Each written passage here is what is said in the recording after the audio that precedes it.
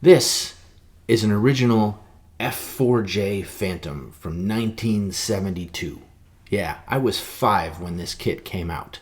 And in 1976, when they were building the models for the first Star Wars movie, so I was about 10, they used this kit to kit bash the original X-Wing fighters, and specifically they used the engines from this kit. And I'm going to show you how I duplicate those plastic parts. My name is Eric Strebel. I'm an industrial designer. Welcome to my channel about product design and making. Alfred backpack hanger in stainless steel and aluminum, designed by me, holds your backpack, lets you charge your phone, holds your keys, super versatile. So I'm packing up some here that were recently sold. Thanks for those of you who've purchased recently. It really helps support the channel. This video is sponsored by PCBWay. They offer full 3D printing services. 15 different types of resin. Quality of the parts is on par and excellent with anything you can get domestically. Prices are very reasonable, including decorative finishes. Link in the description below. Let's open and unbox a 50-year-old Revell styrene model kit for this resin casting project.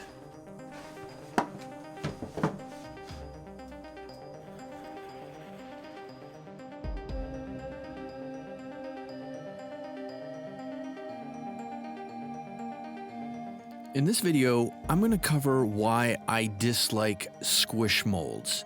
I'm going to make a squish mold, a couple of them actually, and then I'm going to show you an alternative, better solution to making squish molds to get better quality parts. I want to point out how bad the quality is on this model, by the way. So it doesn't line up super awesome. There's kind of a gap. You can see these corners, they're not really crisp down here. And most of all, the sinkholes right here, and then you can see the other one here, they're pretty bad. This one's really bad. This is the sinkhole from the post that lines up the two model parts and the little boss there. But that's really bad. This part looks okay. Looks halfway decent. Also here you can see like stuff doesn't really line up very good. It's kind of off by a lot.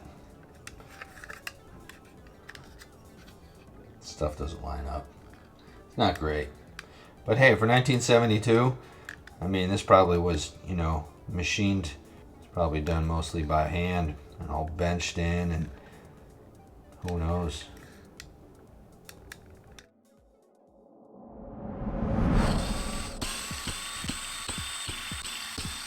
The first line of business here is to disassemble an old mold box, wax it up, and start to prepare it to put the parts inside of and begin the molding process. I'm going to laser cut some key locks that I often do, or almost always do, for when I'm molding silicone parts. And I do this on my laser in cardboard, extreme precision, and these cardboard pieces then become disposable as they get ripped out later on in the process. The parts are glued together with a white PVA glue. Easy to adhere everything together this way. It's quick and easy. I'll use these additional cardboard strips to split the base in half here, and then we'll put the two engine sections on the right and the left, and then we'll place that inside the mold box. So the whole thing is mounted inside of its own little slide-in base, self-contained. Put the mold box back together, and we'll add a little shellac. I should have done this before I put it inside the mold box. It would have been a little bit easier, but the shellac just coats the cardboard and prevents the silicone from seeping into it. For the little exhaust ports, we're gonna steal a page right out of Robert Tallone's playbook here, and we're just gonna drop the cones into this clay, and we're going to pour a little bit of silicone in. You'll see how that process works out. But he has a very clever little process for molding these kinds of parts.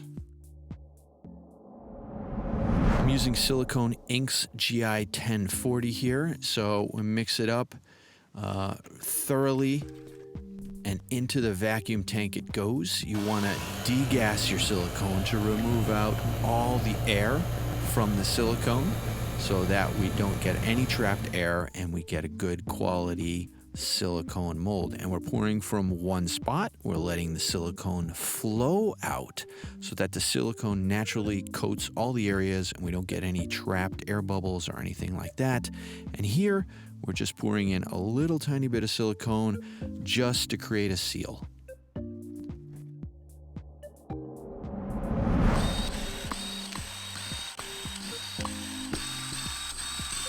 I'm going to remove the first silicone pour from the mold box, and we're going to strip away that sacrificial cardboard to reveal the back side of the silicone parts. A little bit of silicone is seeped out, no big deal. Clean that up, use an X-Acto blade, make everything nice. And then these guys here, we're going to flip over, remove the little plugs on the back side. These are really registration plugs. And then we're going to continue with the prep now for the other side of the silicone molds, and we're going to apply some release agent here so that when we pour silicone on top of these parts, they don't stick.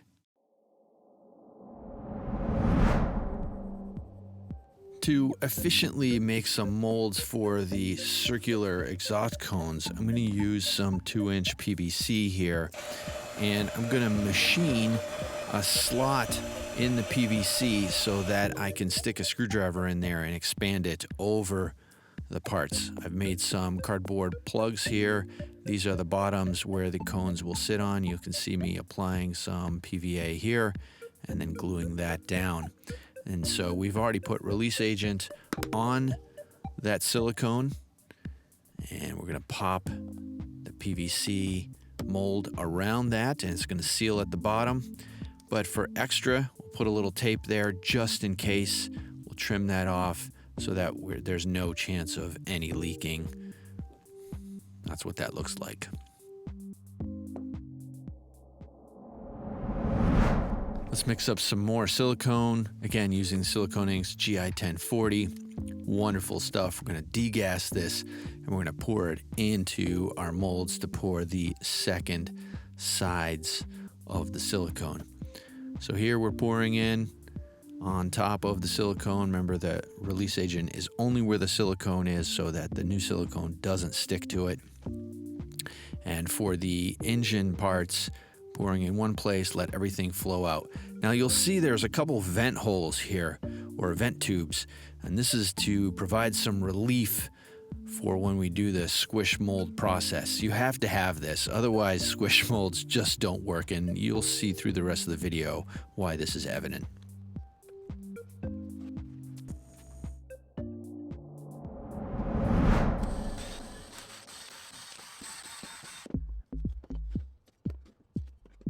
Removing the mold box and then the vents, and you'll see why those vents are needed when we pour resin in here to relieve some of the pressure from the squishing of the two molds together.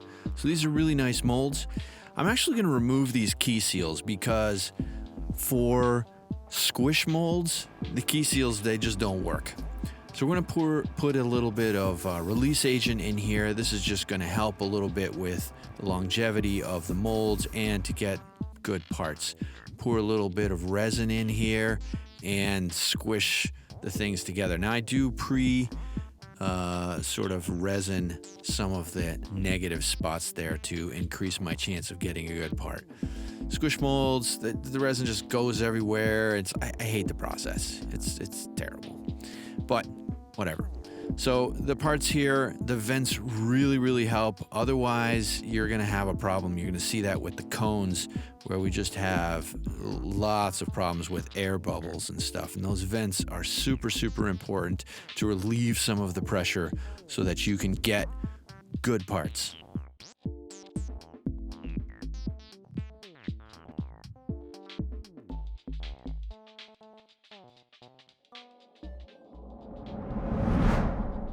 let's remove these from the PVC and pull off this cardboard. Remember the silicone we poured in the very beginning, in the middle. Now I'm putting release agent just on the silicone that we just poured, right? We want the new silicone that we're gonna pour down the middle of this thing to stick to that silicone in the middle from the very first pour. Same process as before. Mix up a little bit of silicone, mix it really, really well. Into the vacuum tank it's gonna go. We're gonna degas it, and then we're gonna pour it into the molds here to form the second side of the silicone mold, right? We want those two pieces to stick together. We're gonna put it on the vibration table to help us remove any bubbles that are left. Expand the PVC, and we have these really nice circular molds. Let's pour a little bit of resin in one of these things and test it out, see what we get. Put a little degassed resin in the molds and squish it together. Of course, the resin just goes everywhere, makes a huge mess. Also one of the reasons I don't like squish molds. Take the part out and let's see what we get. These have little air pockets at the top too. The part's just it's not up to snuff. This is very difficult to do this with a squish mold. Very, very difficult. All right, we're gonna change this.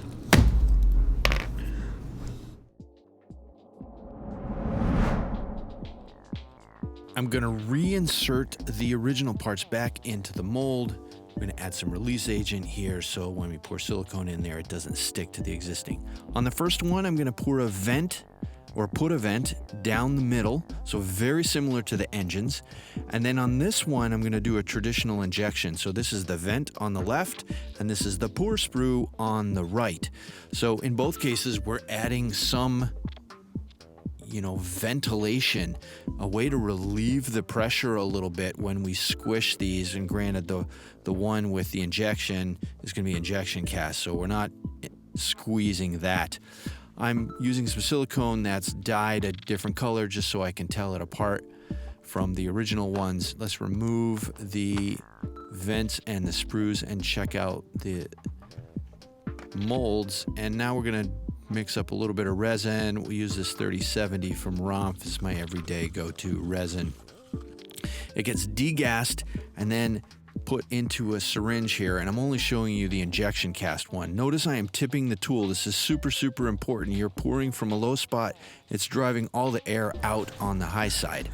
This first one here is the one that just has the vent up the middle to give us our first sort of squish part. And this vent up the middle is important. Yeah, it's not terrible. It's relatively well formed here at the bottom. Kind of an extra, a lot of flash, so gives the part a little bit of a weird piece there, but it's not too bad. There's no holes, there's no air bubbles here or whatever, so the vent is a nice thing. Let's try this one. Let's see this one. I suspect this one will be better.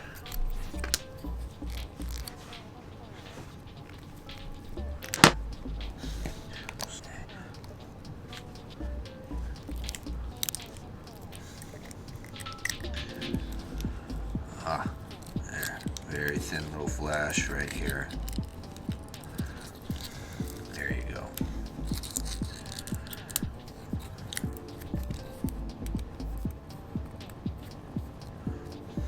All the pieces are formed nice at the bottom. Very thin little flash at the top. Even got the original little gate right there.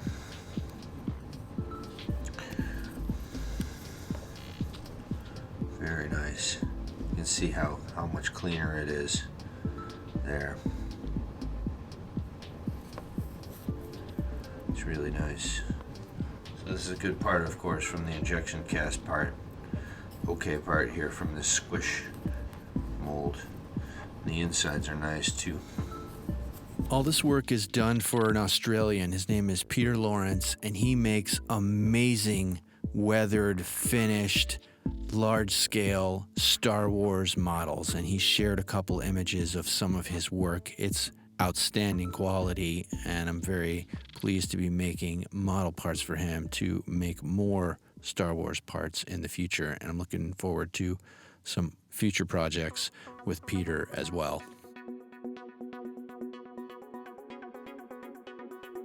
Make sure you give the video a thumbs up, and don't forget to subscribe if you haven't already done so. Make sure to hit the bell so you get notifications every time I have a new video. Also, don't forget to follow me on social media. I'm on Facebook, Instagram, and Twitter. Links in the description below and on the channel page. Rock on. Don't forget to check out the t-shirts and hoodies in the merch shelf below. Click here to check out some of the other design and making videos that I have that you might enjoy.